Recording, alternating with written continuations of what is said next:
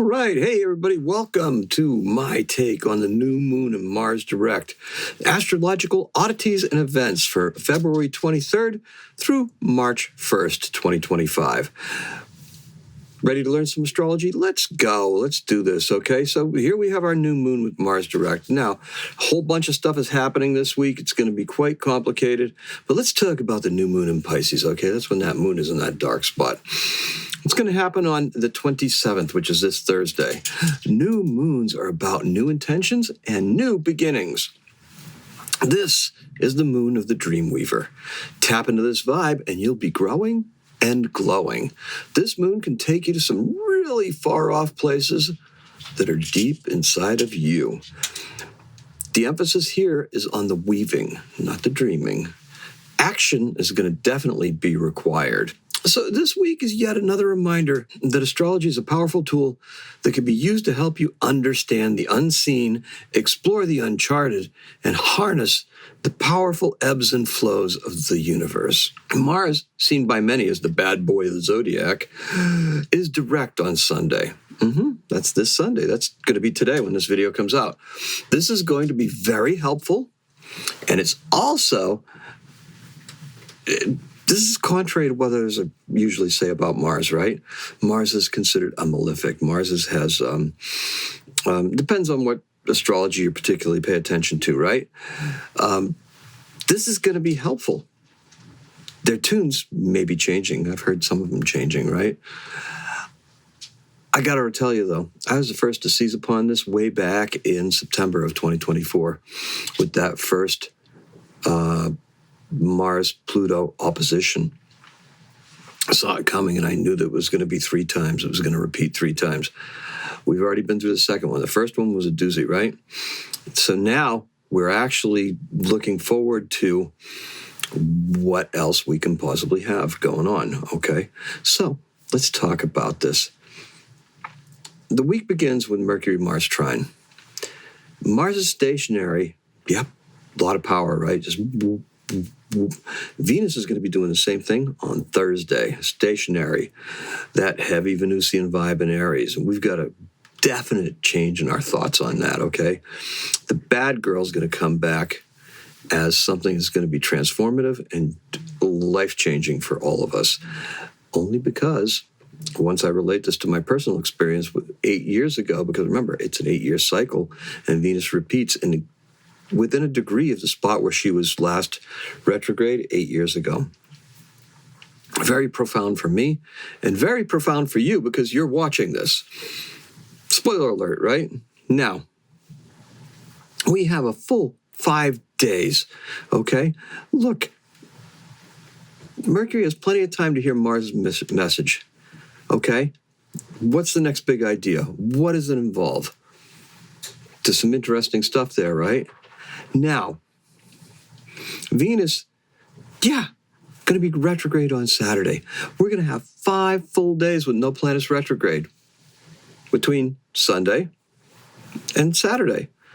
Right, 5 days in between. What are you going to be able to move forward? What are you going to be able to just reach out and do?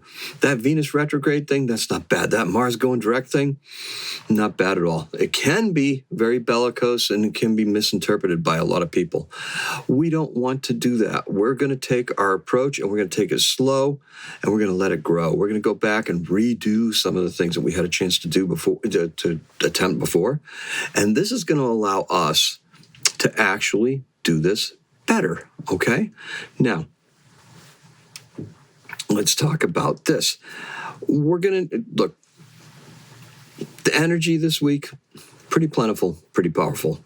We're going to need to push our agenda forward and accelerate our timetables as long as it doesn't clash with our spiritual and karmic obligations. Get more into that a little later, right? Okay. So our planets in Pisces, check this out. This graphic here has 1, 2, 3, 4 planets in Pisces. We throw a dragon in there. That's our north node. Now, still have that parade of planets going on through the sky. You know, we've got Mercury out there, kind of like just barely visible. I think on the 28th, you should be able to see it fairly low in the sky if you're in an unobstructed place. Right as it starts to get dark, and then you can just go backwards from there. You'll see Saturn, you'll see Neptune, you'll see Venus, you'll see Jupiter and Mars. Uranus you can see with a telescope, and Neptune you can definitely see with a telescope. All of them will be visible for your viewing pleasure. I'll have a separate video on that. Now, Pisces kind of turned into Boston there, right? Look at that congestion. Yeah, quite congested. And Venus is coming backwards, right? And going to be even more congested there. If you don't know, I don't know if you've ever had the pleasure of driving in the city of Boston, but it's small, heavily congested, and everyone dreads it. Sounds rather Saturn and Pisces, if you ask me. Neptune is close to Neptune to the sun in this little graphic. They're all in Pisces. Add in the north nodes, and voila. Venus is in Aries, and she's heading back to Pisces. All this noise in gentle Pisces may cause one to reach for their bong or something else, right? Reach for a drink just to tune it all out. But this is a trap. We're going to have to get used to this, okay? Now, don't betray yourself by tuning out the world. This is a place of enlightenment, not estrangement. If you're in Boston traffic, listen to my podcast. Find the flow and make it your flow, both with the podcast and the traffic. The key to survival around here, right? Yeah. And here we can see our little chart. And this is where I'm going to have Mars going direct. Now, you can see where all the planets are clustered down here in Pisces. That's very, very eye-catching. It's just like, whoa, that's a lot of planets in that little spot of real estate. Yeah, it sure is. And then we can see that Mercury is making trines with Mars. And Mars, when it goes direct here on the East Coast, man, if this was an electional chart, let me tell you, 9 o'clock tonight is happening, okay? And that's where we're going to be at. We've got Mars sitting right at that midheaven spot in Cancer. So, shoring up our home, shoring up our base, shoring up our defenses. We're making sure that we're doing this cautiously, and we're also doing this with intention and purpose. It's a great spot for new beginnings because we've got that new moon coming up. Cancer is a cardinal sign. They're initiators as well, right? And we've got Venus in Aries, also a sign of initiation, but going backwards. Now, not quite yet, though, because she's still going forwards, and she still has some intention, and she still has some very much meanings. Now, she may be square with Mars at the moment and that point, but honestly, her intention is to come back. She's square with them because those energies don't quite settle, right?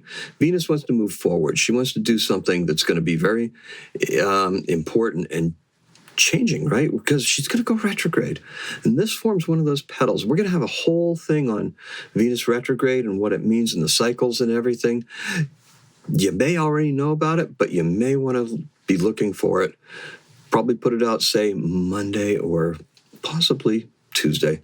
Don't know. But we will try to get to it. I have an obligation today. Otherwise, I would do it today and then release it for later. But pretty much you can look for our stuff being released at either 10 o'clock or 7 to 10 o'clock at night. So 10 o'clock in the morning, 7 o'clock in the evening, or 10 o'clock at night, depending on where you live in the world. This is just there for your convenience. Now, let's talk about Mars direct. Now, in true Aries fashion, which I, mea culpa, sun sign Aries, ta-da, right here, okay. Puts my Mercury in Pisces, though, because it's an early sun sign Aries. In true Aries fashion, this requires no graphic, no introduction. We're just going to get right into it, right?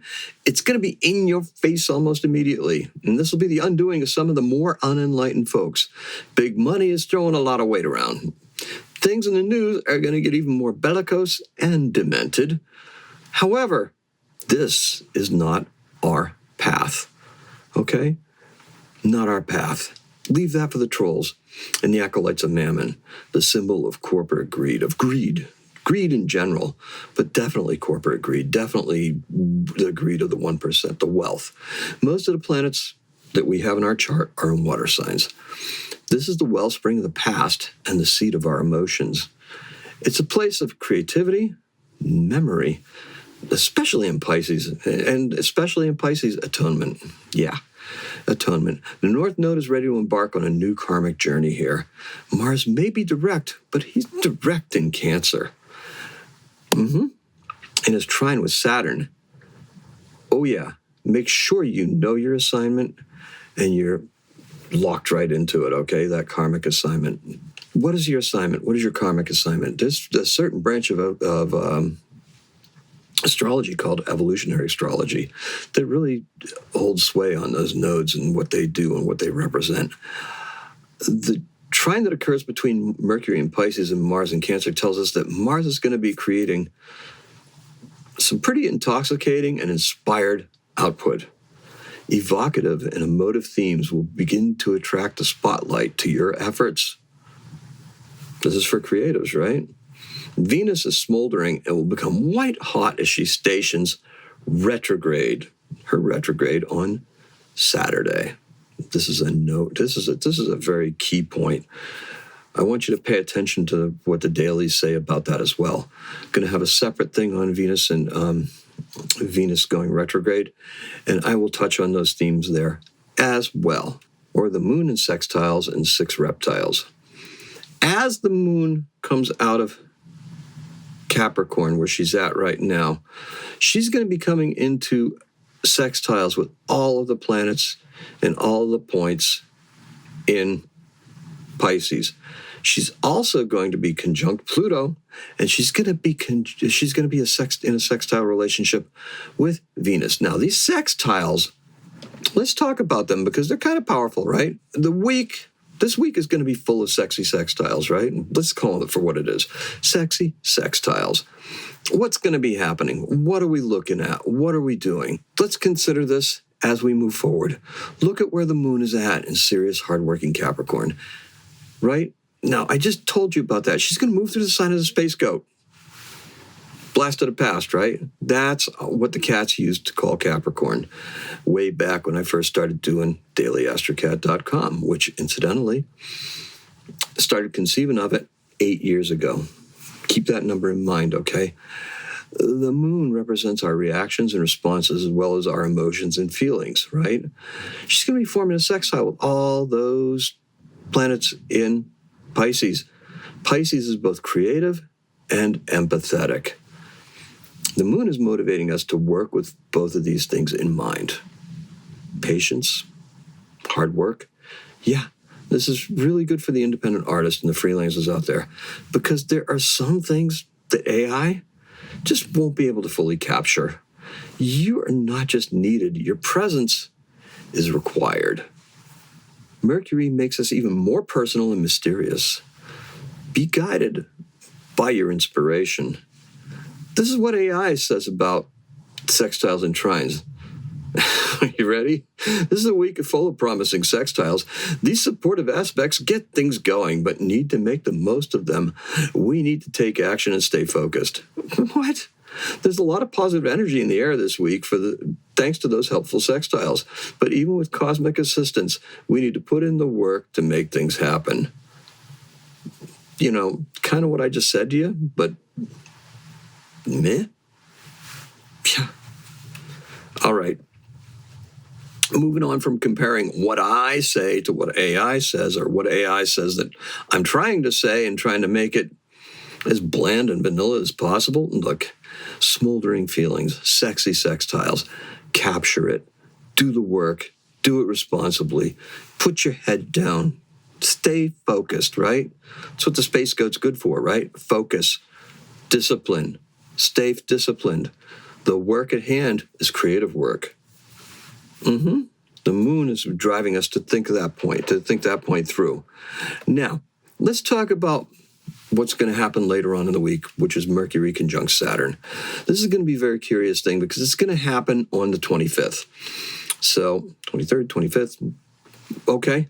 On the 25th at 7:02 in the morning, this is going to happen. We're going to see Mercury down here conjunct with Saturn. Now, this is going to be very interesting because what ends up happening is that this also has an influence on Mars. We started out with that Mars-Mercury trine. Let me tell you about one of my crazy theories, okay? Because this is one of the ones that I have. And this is what makes my astrology a little bit different than anybody else's. The fact that Mars isn't so bad, and neither is Saturn. And why is that? Well, let's talk about Saturn and Janus, okay? Because in the Etruscan tradition, right? Let me read what I got first before I start elaborating, because I always seem to get ahead of myself because I've got the knowledge up here, and then I also have the knowledge written down there, and I want to get the knowledge down there. Pretty much what I need to get, what you see on the screen right now. Saturn is associated with discipline, timekeeping, and limitations. Well, Janus, that's the god that January is named after. It's an Etruscan god, right? And it's seen as the god of portals, changes, and transitions. Now, the Romans kind of like took this stuff on, and they took the Etruscan religion and they incorporated it into the Roman one, because that's how you assimilate cultures and stuff like that. You co-opt whatever it is they do, just like Christianity did with the pagan traditions, okay? Now, back at the beginning of last year, I had this to say. I'm going to quote myself now about Saturn and Janus. Saturn's brother in Etruscan mythology is Janus, the two-faced god of portals, changes, and transitions. And this is the first day of the month named after Janus, okay? Okay, so I did this on January 1st. So, January, it seems to be a rather prominent place. But January is definitely that point because it was after Saturnalia, because Saturnalia in the Roman tradition was followed up by January. Okay, not about beginnings, but a gatekeeper. It was that keeper into the winter months, right, where we're going from Saturnalia, that celebration that it's like a solstice, right, the winter solstice celebration, and then we enter into that season where things die. And then they come back, right? Now, Janus was the gatekeeper of that kind of stuff. Now, and in the Etruscan tradition, that was guarded by Orcus. Now, Orcus is one of those Kuiper belt objects out there, and they've co-opted that as well. So, Saturn is also the timekeeper, whereas Janus is the gatekeeper. Welcome to the next phase. What I've been hinting towards in my very Mercury and Pisces way, and you can read that as mysteriously vague, is that it only makes sense to me intuitively that Saturn and Janus are rolled into one. Saturn used to be the outermost limit of the solar system. Instead, Saturn sits now at the nexus point, and it represents the past. It's time, right? It is also the present, because it's time. And it leads to the future. More time. Gateway. Portal. The outer planets and the dwarf planets. Let's talk about Mercury sextile Uranus. That'll be next, okay? That's going to be happening on the 27th, right before Venus is going to go retrograde. Now, we can see right here that we've got the two of them right here. We've got Mercury and we've got Uranus. Now, we can see a nice sextile between the two of them. We can also see sextiles with Saturn because Saturn is right there, and also possibly the North Node. I don't think the North Node has that big of an orb because it's a point, but definitely the Sun, because the Sun's coming up close to Saturn. We're starting to get into what's called a wide conjunction between the Sun and Saturn, and also the moon. So we're coming into this confluence, right? When the new moon occurs, it's actually going to be very, very close to sextile Saturn, right? So let's think about this. It's a wide conjunction, right? The moon and sun both have a big orb. We can see that Saturn would be sitting there at 20 degrees. The sun and moon are right now currently at 9 degrees and 0 degrees of Pisces. So when they come together, we're going to have to pay very close attention to where they come together because it's going to be very close to that 9 degree, 10 degree part. So we're kind of close to that orb, right? If we give it an 8 degree orb for the sun, yeah, definitely going to fall in there. If we give an 8 degrees orb for the moon, the two luminaries, wide conjunct. Mercury sextile Uranus. Technology can bring us good things to us. And I'm talking for myself and to myself here. I finally broke down and realized that after using a MacBook at home almost exclusively to generate this content and for doing the sound on it, for the last 3 years, it's silly for me not to have an iPhone that would seamlessly integrate with that platform. Oh yeah. Let me tell you something. Glad I did. It's a major improvement to my process. Now the question for you is this. Are you in a similarly reluctant position regarding technology, money matters, or something around home improvements or some type of lifestyle change? If so, perhaps this Mercury sextile Uranus is the opening that you needed. Opening is a great word for this because we're going to see Uranus begin moving towards Gemini. Oh, yeah. If you don't take care of the tech now, you're going to have to later, right? Because that's going to just be spurring you on, using all sorts of different kinds of technology. Acting now prepares us for the future before it's going to be actually required and we're forced to upgrade, right? Now we're going to talk about our new moon. Here we go with our Hecate image. I like that a lot. Can't really get some good images out for the new moon, but this is what we got going on. So 27th at 1945, that is, take the 12 off of that. That's 7:45 in the evening now, okay? What do we got going on at 7:45 in the evening? Well, we have the new moon, right? We already told you that it's going to be widely conjunct your Saturn. So that means it's also going to be, just about trine with Mars, right? All of this stuff is working on Mars heavily. These are our actions. This is what we're revisiting, okay? This is going to be very creative, guys. Very creative, even more so than I probably even said in my dailies, right? The cycle ends and it begins again, anew. Look, state your intention. Water moons are the most intimate, right? It's what we've got. It's what we believe in. They're very intimate for us. And the veil is particularly thin in Pisces this time of year, right? Now, what you got to do is you got to wish no ill and do no harm. Winter is finally over. It's going to break the back of it, right? And the time of the ram draws nigh. The ruler of Aries is bound to Pisces by Saturn. And now we can find that it's going to also be influenced by this new moon, right? It's a new beginning. It's very much a new beginning, and this is what we're going to be acting upon. Saturn is earthly, but is the gateway to access other realms, other dimensions, and energetic states. This is what we're going to be. This is big. This is what we're working on, right? This is huge. Everybody's talking about this huge transformation, and I'm not quite saying that we're going to start talking to aliens. If I do, I'll let you know, okay?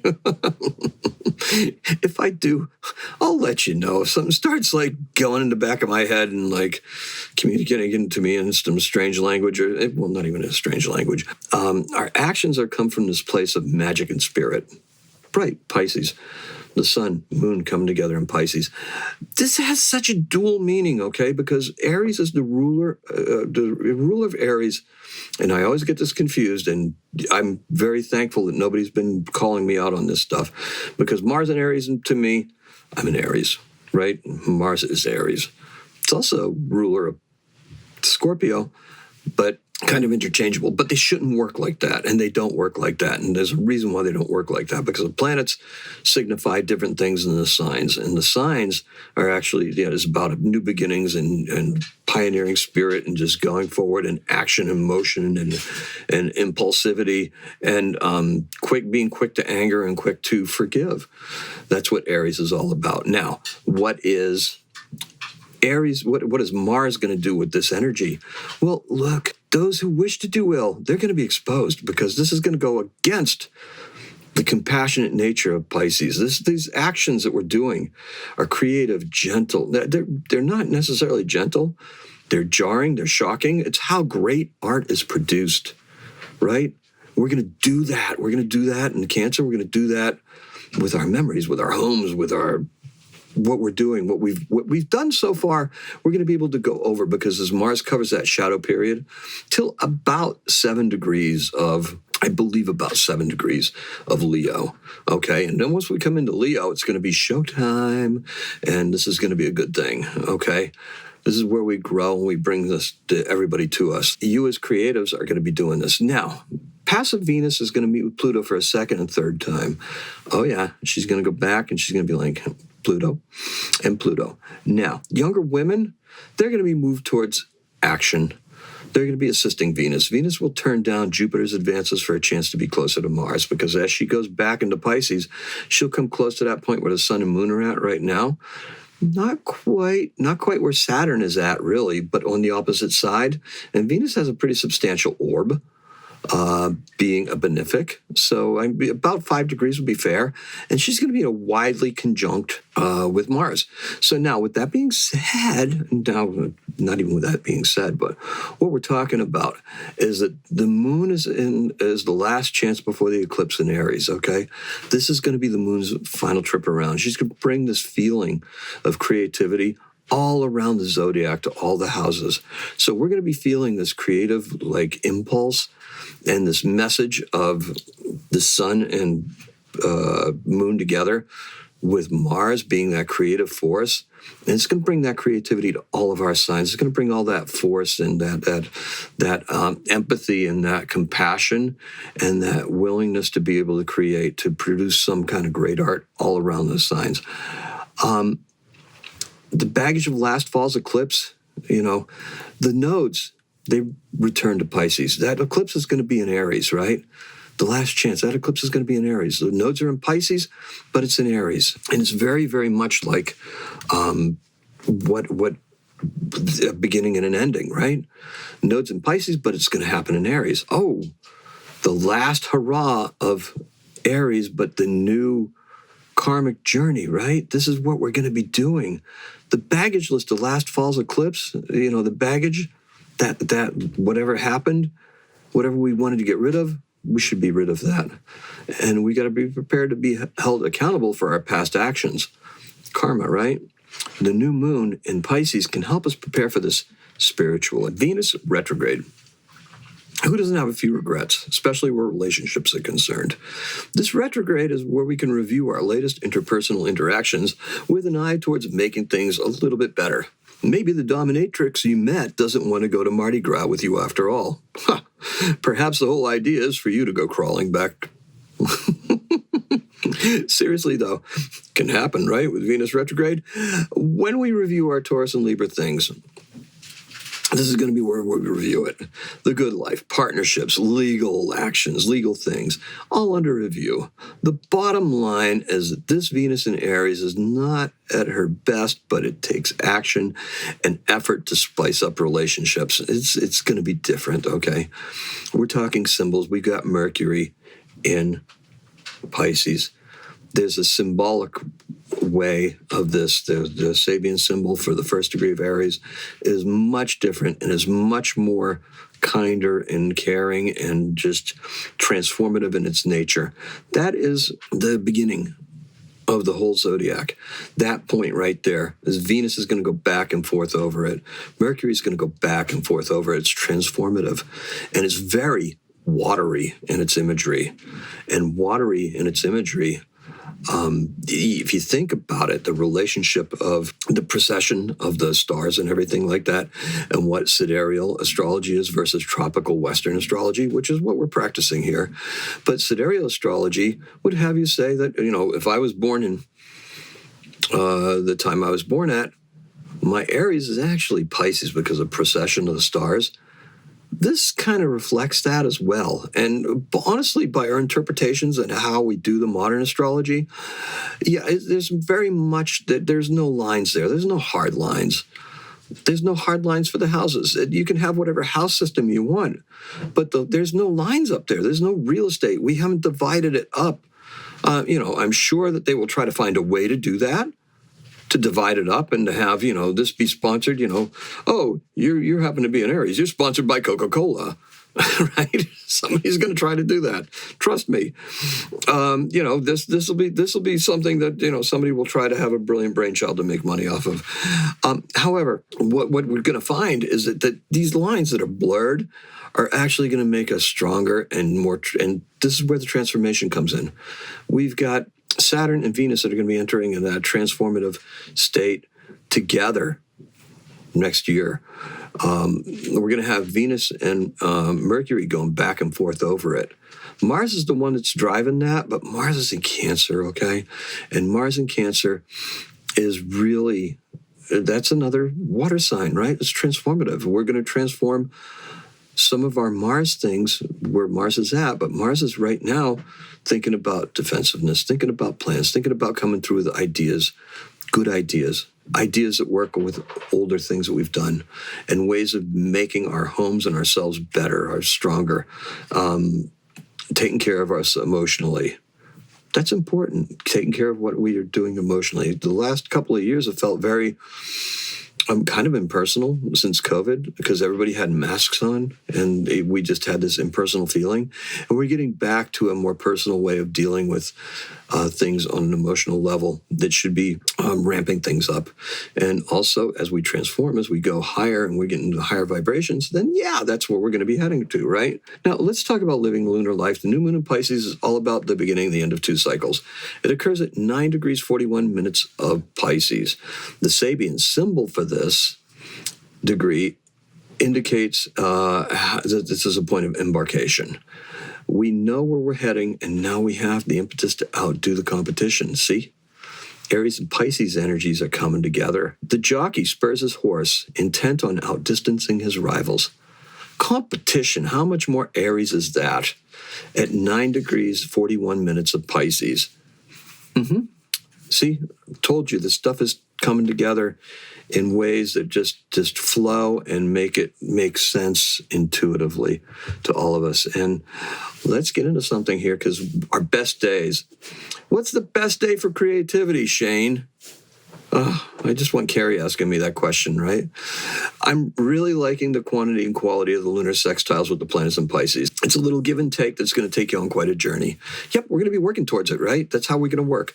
Wrap your old stuff up to make room for what Thursday's new moon will bring. So that answer is Monday, okay? Because that's the best day for creativity. Now, what's the best day for love? It's going to be Friday, right? It's just like the song. Surprise awaits as Venus is thinking about the return to the arms of Mars, in a place where all romantic fantasies originate from, Venus in Pisces. There being a wide trine at the end of her retrograde, and the best day for health? That's going to be Wednesday. Your fitness tracker is going to shame you into making, at least trying to make a token effort. All right, and that's all I got for you. Please take the time to like this video, smash the subscribe button, show me some love. Make daily-astrocat.com part of your daily routine, because it's daily, okay? Switched it up so you're not getting quite so spammed on YouTube, so please watch those podcasts when they come out there, okay? Because they're only going to come out one time. They were coming out twice, sometimes, right? This video you may see twice, because I usually put it on the podcast. All right, so actually, no, the video will be on. No, the video is not going to be on the podcast. The podcast will have separate. It'll just be the video on YouTube. Subscribe, receive notifications, and remember, happy astrocatting. Thank you.